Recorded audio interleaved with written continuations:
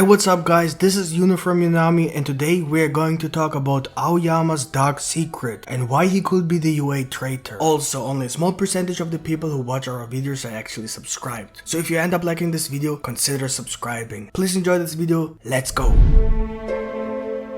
First of all, I challenge any of you who believe that Horikoshi apparently said that he forgot about the whole traitor thing to provide a primary source in the comments which officially state that Horikoshi ever said something like this. There are far too many people who believe this false rumor, and if you think this is true, feel free to prove me wrong. But without further ado, let's dive right into the main topic. Could Aoyama be the traitor, or does he have some other dark secret? This is the third and last part of our series of the U.A Traitor. We will put the link to the playlist with the other two videos in the comments. They are really well done. U.A Traitor Hagakure and U.A Traitor Kaminari. I think anyone who reads or watches this series suspected Aoyama at some point before the whole traitor conspiracy was a thing. Not necessarily that he could be a traitor, but that he is a suspicious character in general. Aoyama is one of the first students we met, along with Bakugo, Uraraka and Ida. Uraraka, Ida and Aoyama were basically introduced at the same time, which is very interesting when you consider that Uraraka and Ida became very close friends of Deku, and along with Bakugo and Todoroki represent the main characters of Class 1A. That Horikoshi placed Aoyama in chapter 3 and only really highlighted him in a single chapter 3 years later is extremely strange, considering how important Ida and Uraraka immediately became to the story. Here we have to keep in mind that My Hero Academia was supposed to be a rather short story, but due to the unexpected success, Horikoshi decided to expand the plot. Nonetheless, the expansion didn't change the main storyline originally planned. That is, if there was a traitor who should have been revealed much earlier, then the expansion of the storyline only postponed the revelation of the traitor to a later point in the story. This means that the introduction of Aoyama in the early chapters could be due to laying the foundation for a revelation of Aoyama's possible true intentions. Furthermore, Aoyama's early introduction Horikoshi's character notes implies that Aoyama's role was set really early in the story, and it's not just something we made up for the sake of this theory, it's a legitimate fact. At the beginning of My Hero Academia, author Horikoshi published character notes, in order based off importance of the characters to the series. So it happened that the first character profiles were the main character and other important characters, who have a very high value for the series, and over time, new characters introduced in the character notes lost their importance. Up until chapter 9, every character profile followed this concept. Then Aoyama was introduced, which is strange as he hasn't really been a big part of the story yet, and that hasn't really changed afterwards. The only way to justify this is that Horikoshi decided to give Aoyama a lot of meaning from the start. But due to the expansion of My Hero Academia, the storyline planned for Aoyama will only be revealed later in the story. Aoyama remained rather unimportant, and yet there were moments that made us feel that he is actually not as insignificant as it seems, almost as if Horikoshi is trying to remind us that we should not forget about Aoyama. He does this with a variety of techniques such as drawing him with sparkles, his unique speech bubbles, or the way Aoyama is always looking straight into our face. Like, this is really weird. Only years later did Aoyama receive a chapter devoted only to him, which made him even more suspicious. And then there was also the illustration of the art exhibition, which didn't really make things better. On the contrary, it only made the suspicion worse. Aoyama became a lead candidate for the U.A Traitor, not only because of the things I just mentioned, which we will explain in a brief moment, but because of the entire traitor plot and how Aoyama's behavior can be explained in terms of the events important to this theory. More to this later as well. I think everyone can agree that despite little screen time and little relevance to the story, Aoyama still feels like he's important in some way, and is definitely not as irrelevant as the other side characters. It almost seems like he's in his own category, which in turn makes him unique. What I mean by that, we have the main characters of the class who basically represent My Hero Academia and can be seen on almost all posters and promotions. Deku, Bakugo, Shoto, Uraraka and Ida. Then we have the side characters that were used to fill the number of students in class 1A. They really add little to the story. And then we have the support characters. They show a lot of character development, receive an emotional investment, and they also contribute to the plot. And then there's Aoyama, whom we simply cannot put in any category. Saying he's a side character just gives the wrong feeling, but we also can't consider him a support character because he simply didn't add enough to the story to be considered important. He fits perfectly in between. Not only is he separated by his own category, but he is also excluded from any social activity among the Class 1A students. He's literally alienated from his entire class and has no group of friends. He does not lunch with the other class members, he hardly hangs out with the group in the dormitory, he really seems to be a loner. But most importantly, the others do not shut him out. It's entirely his own choice, which makes it even more strange as he doesn't seem to have any social problems, but rather tries to keep a low profile. But despite his strange antisocial behavior, the most suspicious thing about him is the fact that he appears to be an extremely good observer, which, as mentioned earlier, is evidenced by the fact that he is literally always looking towards readers straight into our eyes, as if he knows that it's just a manga. Maybe Horikoshi is trying to say that Aoyama just knows something. Whatever that is supposed to mean, we will talk about it a little later, as it is a big part for the chapter devoted to him. His behavior with Deku was just bizarre. It really felt like Horikoshi was trying to make it extremely obvious that something about Aoyama was suspicious. It all started with Deku's cheese surprise when Aoyama stared at Deku from his balcony at 1 AM. Why should anyone do such a thing? I can't even say this without laughing. He left pieces of cheese that formed the word I know. What could that mean? Up until this point, we had no clue to understand this. However, things become more clear as this chapter or episode progresses. We will get back to the cheese message in a moment. Later in the quirk training class, Aoyama practiced his laser. He looked over at Deku for his attention and then shoots his laser right through the very thick boulder. Even though he knows he can't use the laser a second time without injuring himself, he still chose to do so. Immediately after shooting through the whole rock, he writes the phrase, "Still water runs deep." Before my partner Yami continues with the meaning of this phrase, please take a short moment to like this video. With your help, we can continue the My Hero Academia content on this channel. And if you are new, feel free to subscribe with the notification bell activated, so that you won't miss any of our new videos. We do weekly My Hero Academia content. And now, I give the mic to Yami. Speaking of the letters, the phrase, "Still water runs deep," written on the rock simply has to have a meaning. So we googled the phrase and we found out that it's a well-known phrase in literature. The meaning can be interpreted in many ways, but in general it means something like a very shy person who is usually calm and unnoticed, but is very complex and unpredictable on the inside. It could also mean that it is the quiet ones you need to take care of, or something like a wolf in sheep's clothing. You just don't write something like this without making any sense of it, even if you're as weird as Aoyama. This message could be related to Aoyama, as it seems like he's quite an antisocial person. Although he seems like an excited fellow, he's still an outsider in the classroom. But now it's getting really strange. This is probably the most intriguing evidence that Aoyama is either a traitor or has something to do with the traitor, as Aoyama associates himself with Deku, as both of them have a quirk that their bodies are incompatible with. So the conclusion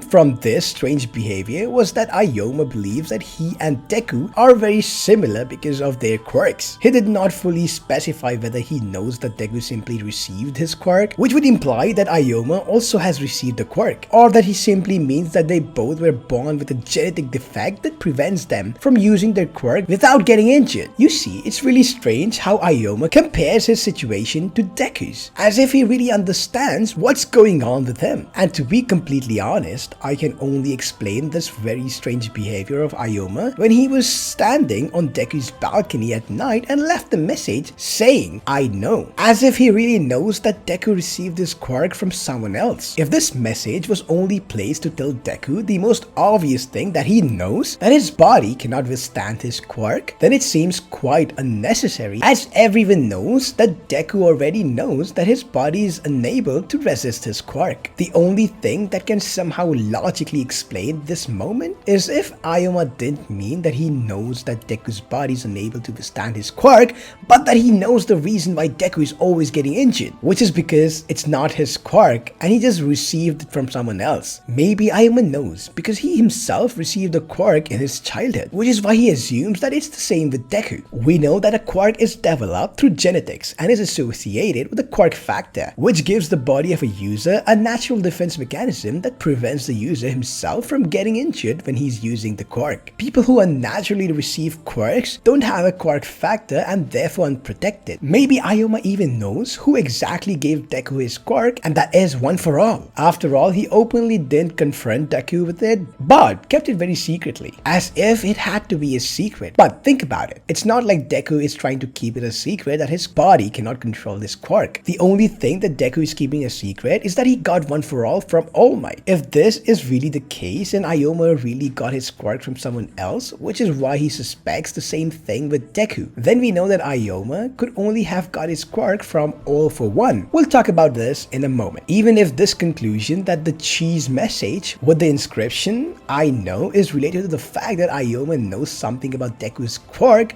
this does not at all match the message engraved in the stone. What does this phrase, "still water is deep," have to do with it? The connection is just simply out of place. It almost looks like Aoyama is talking in riddles and trying to tell Deku something that neither Deku nor anyone in the fandom really understands yet. Aoyama might be involved in some way with the villains or know a dark secret. It feels like Aoyama has gone through some kind of darkness, as shown in the illustration of My Hero Academia exhibition. Maybe he figured out something but cannot talk about it, or has some other reason for acting the way he does. Remember, he's a very good observer, so he may have noticed something very dark and important. If he is really the traitor, then it must be because of his past. Aoyama was just a little kid when he asked why he's not like all the other kids. What could he mean by that? Is it because of his quirk, or because he didn't have a quirk at all? It's interesting to note that when he was a little older, he got his belt, so he already had his quirk by the time. So what happened between the time when he was just a sad little kid because he is different from others, and the moment he was happy when he received the belt? Aoyama explained that his belt was necessary for his quirk, otherwise he could sometimes shoot out spontaneously and unintentionally. If Aoyama was really given this quirk, then the only known character who can give quirks to other people is All For One. In fact, we know that All For One took quirks of people who didn't